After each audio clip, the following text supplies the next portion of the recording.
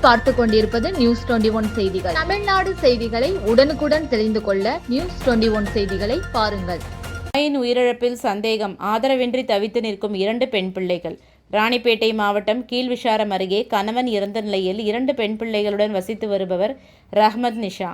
இந்த நிலையில் இன்று பிற்பகல் வெளியே சென்றிருந்த 2 பெண் பிள்ளைகளும் வீட்டிற்கு வந்து பார்த்தபோது ரஹ்மத் நிஷா உடல் ஆடைகள் களைந்தபடி எந்த அசைவுமின்றி படுக்கையில் கிடப்பதை கண்ட பிள்ளைகள் கத்தி கூச்சல் இட்டதை அறிந்த அக்கம் பக்கத்தினர் வீட்டிற்கு சென்று பார்த்தபோது ரஹ்மத் நிஷா உயிரிழந்திருப்பது தெரியவந்தது.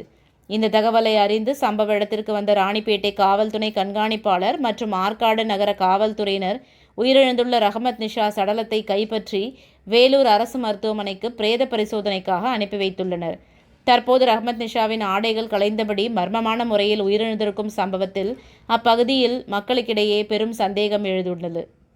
மேலும் காவல்துறையினர் இச்சம்பவம் குறித்து வழக்கு பதிவு செய்து விசாரணை மேற்கொண்டு வருவதாகவும் பிரேத பரிசோதனை அறிக்கையின்படி அடுத்த கட்ட நடவடிக்கை இருக்கும் என தகவல் தெரிவித்துள்ளனர். நியூஸ் 21 செய்திகளுக்காக பாஸ்கர். ராணிப்பேட்டை மாவட்டம் வாலாஜா அமனந்தங்கல் பஞ்சாயத்தில் 17,000 சதுரடி காலி இடம் விற்பனைக்கு. சென்னை வாலாஜா தேசிய நெடுஞ்சாலையில் பேருந்து நிலையம், தலைமை மருத்துவமனை, அறிஞர் அண்ணா மகளிர் கலை மற்றும் அறிவியல் கல்லூரி, வாலாஜா சுங்கச்சாவடி மிக அருகாமையில் காலி இடம் விற்பனைக்காக உள்ளது.